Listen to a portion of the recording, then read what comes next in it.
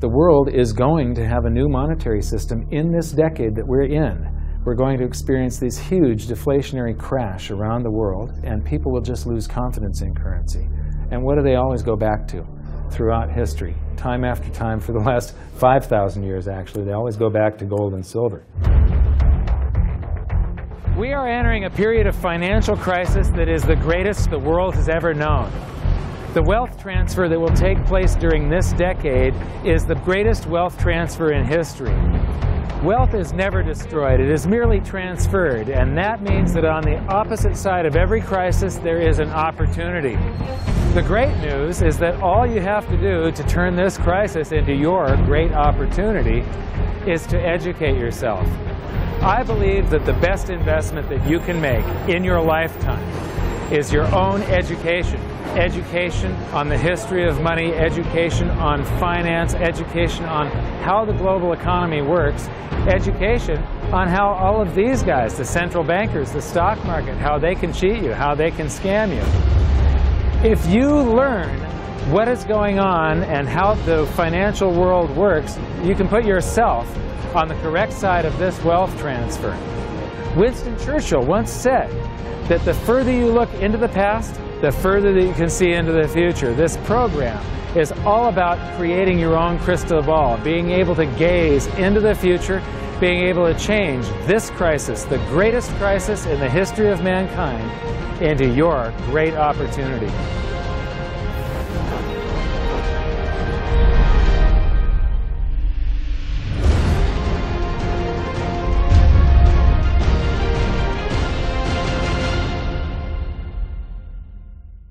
So it all started back in 1999 when my sister and I hired a financial planner to help my mother with her assets, and we gave him control of the family's assets. And in the next year and a half, he lost 50% of what she had. You know, he would come to us every 6 months. We'd have a meeting, and he'd have this smile on his face, just ear-to-ear smile, going, "We did really well. The S&P lost 24%, and you only lost 18." And so I fired him, and I moved all of her assets to cash, and I dove into studying the financial markets, which led me into studying the economy. And when you start reading about the global economy, the people that are concerned with trade deficits and budget deficits, it's the hard money advocates, the gold community. And once I started reading them, they also write about monetary history, and then I really fell in love. Because monetary history just repeats and repeats over and over again, echoing all the way back to the beginnings of civilization.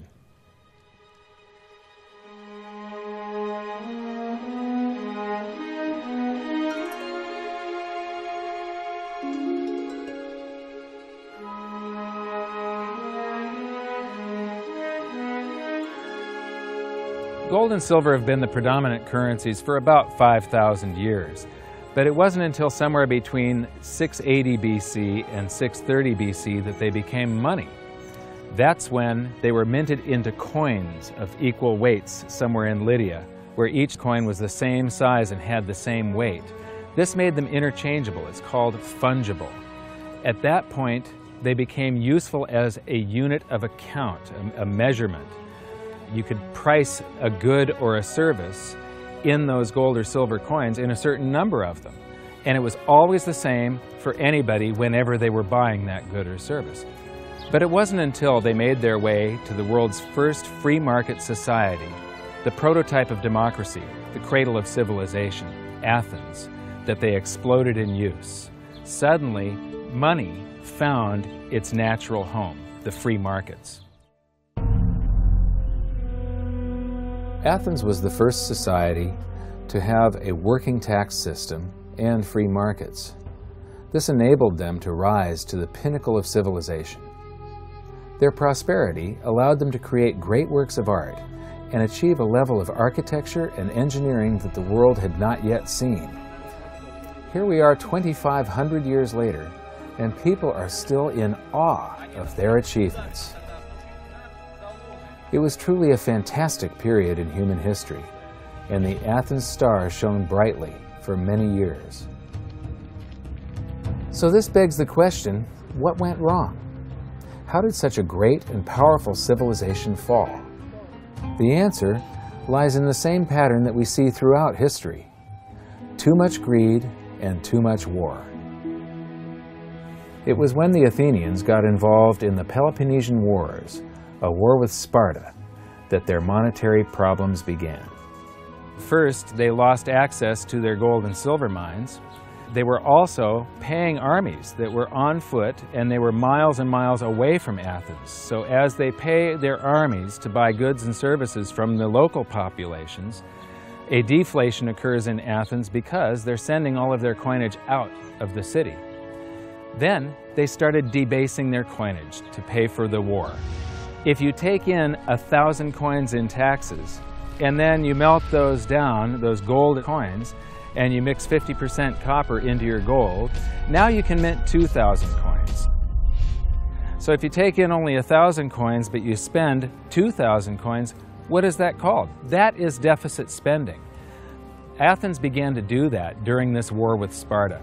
They also had these great public works, which were very expensive, and they finished the Temple of Athena Nike during the truce in the middle. There was a 6-year truce in the middle of this 27-year war. So they didn't stop their great public works and allow their market economy to heal from the expense of this war. As they debased their coinage, people would take the new debased coins at face value at first, until there were a whole bunch of those. And there's something called Gresham's Law, where people tend to save to keep the thing that's rare, and they spend the thing that's common into circulation first. So all of the gold and silver coins started to disappear from circulation and become quite rare, and it was just these copper coins. Suddenly, it took a whole bunch of copper coins to buy a gold or silver coin, one of those old gold or silver coins. This is the first time that gold or silver ever had a price. Before that, everything was measured in a weight of gold and silver. So a large factor in Athens' downfall was the expense of war, the expansion of empire, the debasement of their currency, the eventual inflation that was caused. You know, they minted these coins until they became nothing but flecks of copper. This was actually the world's first hyperinflation. And what it did was it financially debilitated Athens to the point where in 404 BC they surrendered to Sparta. And eventually they became nothing but a satellite of Rome. The thing that amazes me is how history just keeps on repeating and repeating and repeating, and we never learn from all of our stupid mistakes. We just repeat the same stupid mistakes over and over and over again. Today we are doing the same thing that the Athenians did that caused the loss of their great culture. We're doing the same currency debasement. We're doing the same deficit spending, and it's for the same reasons. It's for war, and it's for great public works. The interesting thing about the Peloponnesian War was how it started. I would say one of the interesting parallels is that it started really with Athens at its height and with a level of hubris that set them down the road towards ruin. Perhaps they felt that they were, superior, couldn't make a mistake. Exactly. They knew better. Exactly. And they ended up destroying their society as a result. It's a road that we're going down today, right? I think absolutely. Yeah. There was a play written shortly after the Peloponnesian Wars about the worthlessness of the copper flecks that were their coinage at the time. So we go from gold and silver, very high value money, to a currency that has a face value.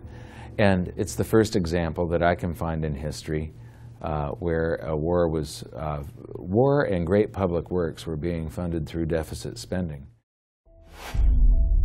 What you've just seen is the first recorded example of one of the most predictable hidden secrets of money, the 7 stages of empire. It's a long-term cycle that echoes throughout history right to this very day, and is basically a societal pendulum that swings from quality money to quantity currency and back again to quality money. It always plays out in 7 stages. It always ends with gold delivering a knockout blow to debased currencies. And it goes like this. Stage 1. A country starts out with good money, which is either gold or silver, or it's backed by gold or silver. Stage 2. As it develops economically and socially, it begins to take on more and more economic burdens, adding layer upon layer of public works. Stage 3. As its economic affluence grows, so does its political influence, and it increases expenditures to fund a massive military. Stage 4. Eventually, it puts its military to use, and expenditures explode. Stage 5. To fund the war, it steals the wealth of its people by debasing their coinage with base metals, or by replacing their money with currency that can be created in unlimited quantities. Stage 6. The loss in purchasing power of the expanded currency supply is sensed by the population and the financial markets, triggering a loss of faith in the currency. Stage 7. A mass movement out of currency into precious metals and other tangible assets takes place. The currency collapses, and gold and silver rise in price as they account for the huge quantity of currency that was created. This process transfers massive wealth to those who had the foresight to position themselves beforehand in real money, gold and silver. You know, our monetary system basically steals from the poor and middle class and transfers the wealth to the banks. We see this throughout history, and it's just repeating over and over again. What's happening in Greece right now is basically the same thing that was happening back in 407 BC. The deficit spending to fund all of these public works and the debasement of their currency supply caused them to become nothing but a satellite of Rome. Today, they're becoming nothing but a satellite of the banks. Well, the idea of Gresham's law is simply that people are going to hold on to what's value and spend what isn't valuable. Way, way back in my youth, I was 11 years old when we went from a silver-based monetary system to a purely fiat system. People saw that silver was money, they got used to it, they didn't really think about it. And in 1965, under President Johnson, he basically said, well, silver's too valuable to be money. We're going to just start putting out these substitutes, which were what we call cupro-nickel coins. They were nickel, they were copper plated with nickel at the time. And of course, the metal value was far less. And I understood that as a kid, and yet very few adults really seemed to get the idea of what was really going on. There were a few, and it only takes a few. And of course, the Gresham's law took effect, so the currency came out of circulation rapidly. It's very interesting to me, knowing monetary history fairly well, is they're always, put out in silver-looking or gold-looking form. I mean, in most cases, you'll have, in fact, they look rather interesting. I mean, some of them are like silver on the inside and gold on the outside. With the look, they have no value at all, really, other than melt value of pot metal. To me, it's sort of at a subconscious level. Why are they making them gold-colored? Why are they making them silver-colored? I think there's an inherent knowledge in the human species that knows that gold and silver have value. So if they look in their pocket and they see something gold-colored or silver-colored, gives them kind of a warm, fuzzy feeling. And it's like, oh yeah, but there's no value in these coins, really.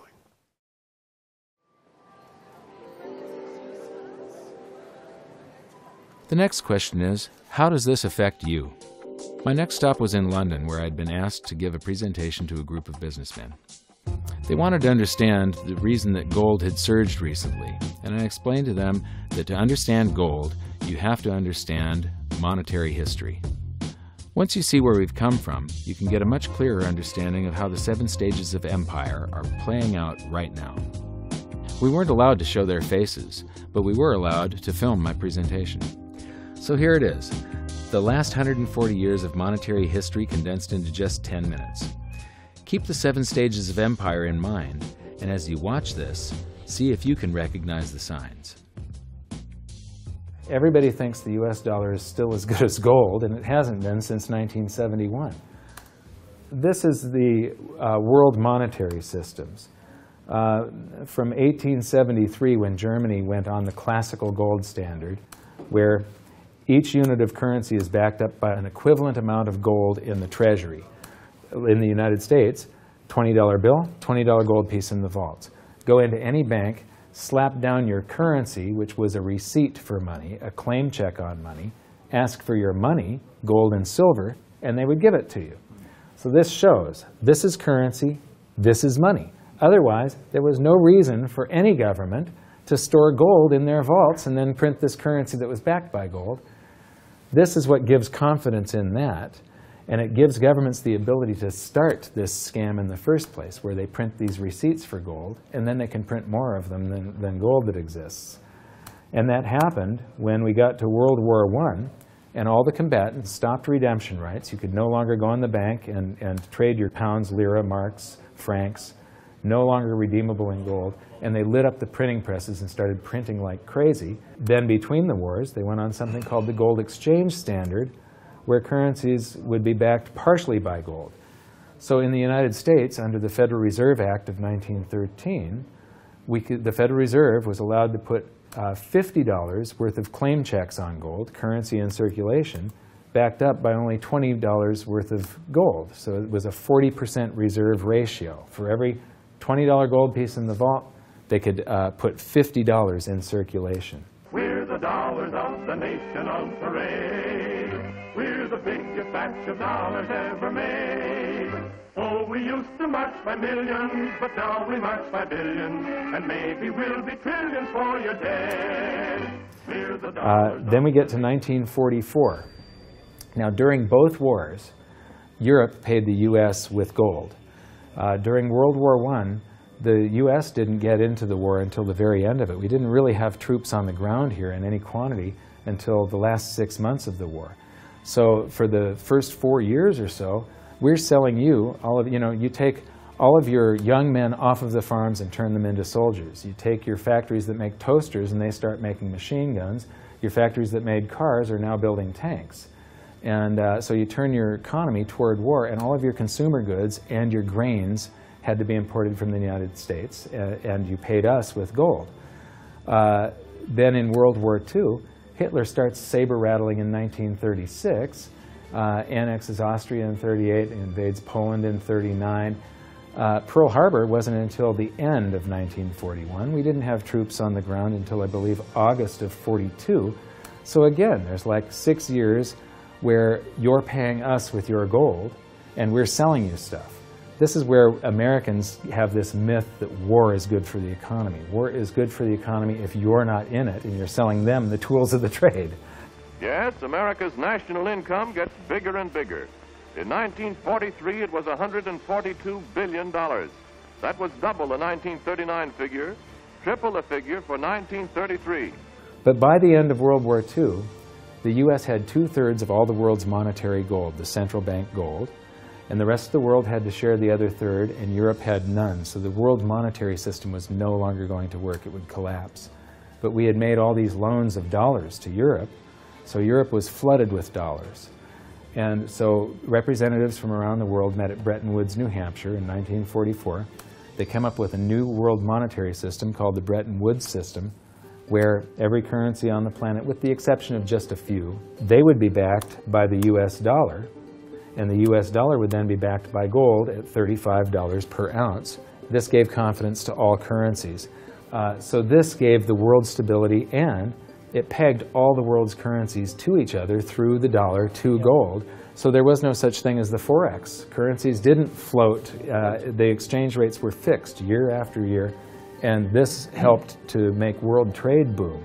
Then the dollar standard starts because we kept on printing dollars. Under the Bretton Woods system, there was no reserve ratio established where the U.S. actually had to have a certain amount of gold for how many dollars we created. So we had done a bunch of deficit spending for Korea, for Vietnam, for Johnson's Great Society, and expanded the currency supply, the amount of paper dollars in circulation, and exported them all over the world. And then in the 60s, Charles de Gaulle, president of France, realizes that we don't have the gold to back up the dollars. Le fait que beaucoup d'États acceptent par principe des dollars au même titre que de l'or entraîne les Américains à s'endetter et à s'endetter gratuitement vis-à-vis de l'étranger, car ce qu'ils lui doivent, ils le lui payent avec des dollars qu'il ne tient qu'à eux d'émettre. Nous estimons nécessaire que les échanges internationaux soient établis, comme c'était le cas avant les grands malheurs du monde, sur une base monétaire indiscutable et qui ne porte la marque d'aucun pays en particulier. Quelle base? En vérité, on ne voit pas qu'il puisse y avoir réellement de critères, d'étalons autres que l'or.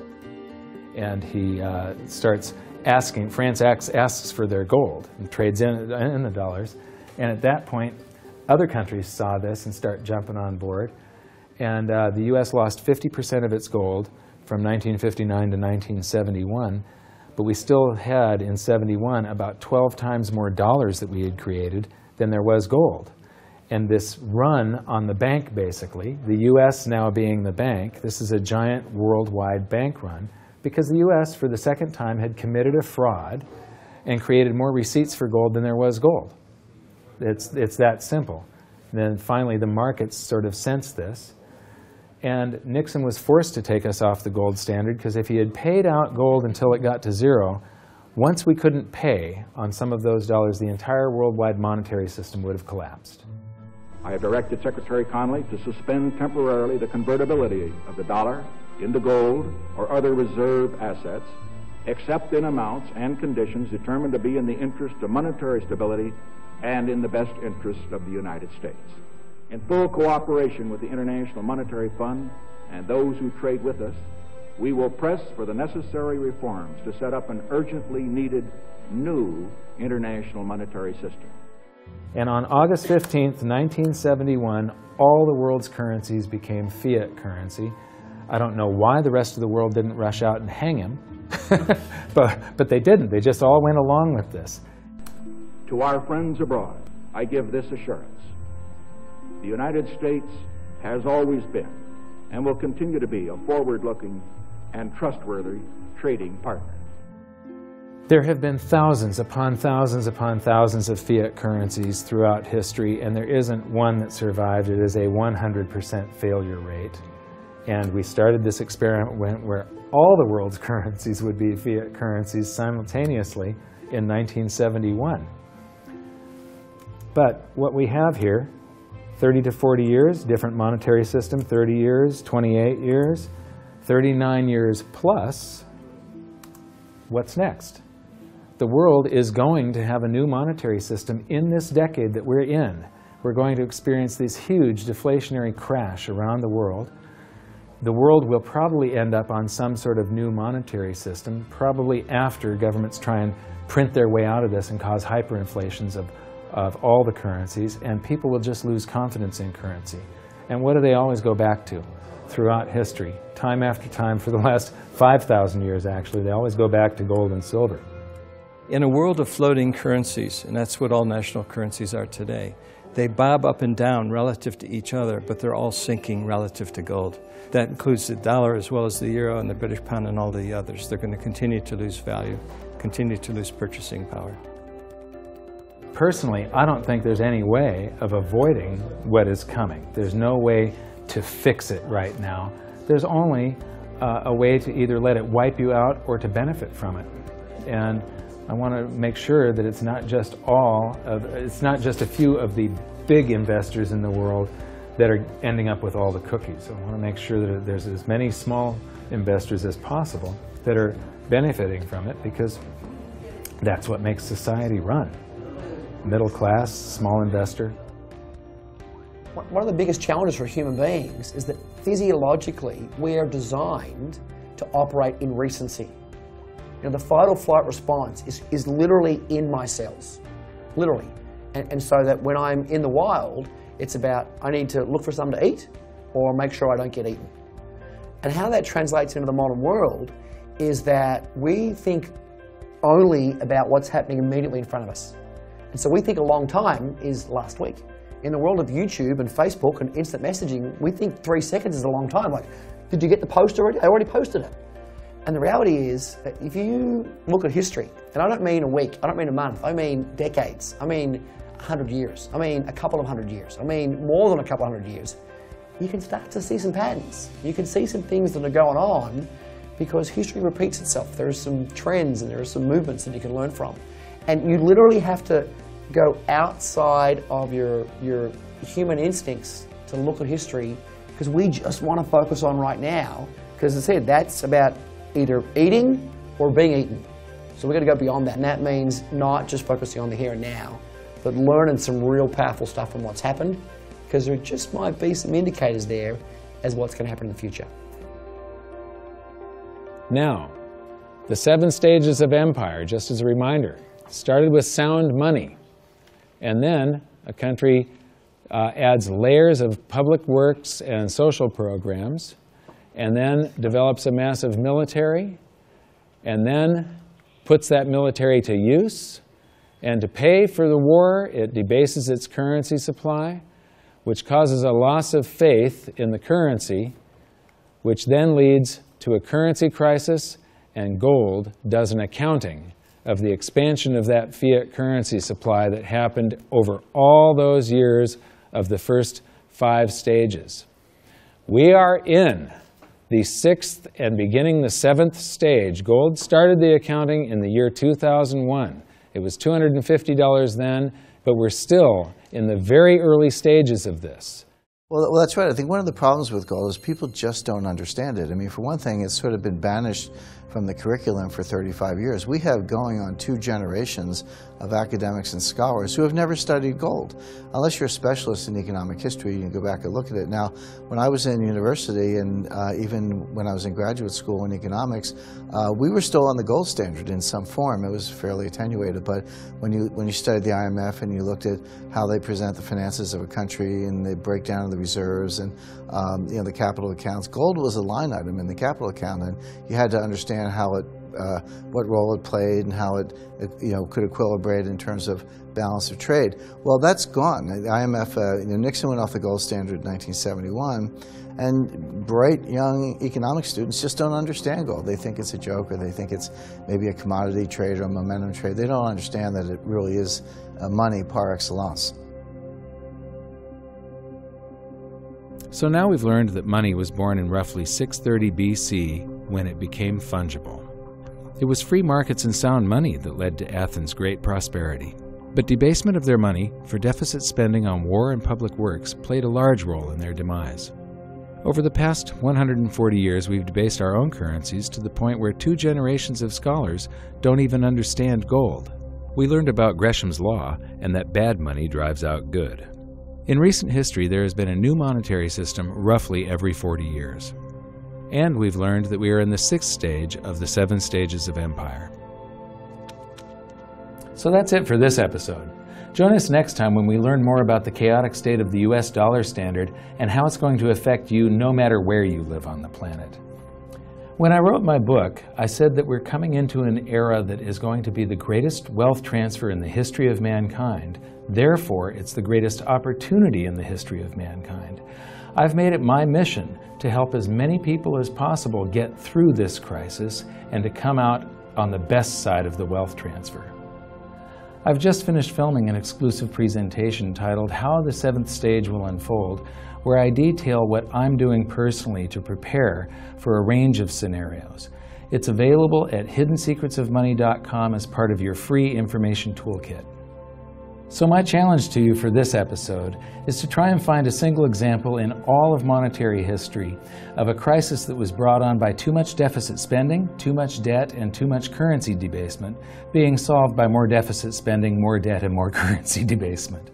Until then, good luck, and I'll see you at the bonus presentation at hiddensecretsofmoney.com. Thanks. You bet. There is no other side. You either silver and gold or you're doomed. That's exactly the way the world is always working. That's the way it's working right now. Turn on the television, watch with the price of gold. Look at the dollar going down, gold's going up, silver's going up. That's exactly the way it's always worked, and it's always worked that way, and it's working that way now. And why is anyone surprised? Why is anyone surprised? It's always worked like that. For the past 5,000 years. That's right. 5,000 years in a row, it's worked exactly that way. It's happening that way now. And ooh, wait a minute here. Weird. Beyond weird. Mike Maloney's Hidden Secrets of Money is made possible by the clients of goldsilver.com. Your continued loyalty and support allows us to educate the public on how to both protect themselves and benefit in the turbulent times ahead. To all goldsilver.com customers, thank you. Hidden Secrets of Money would not be possible without you.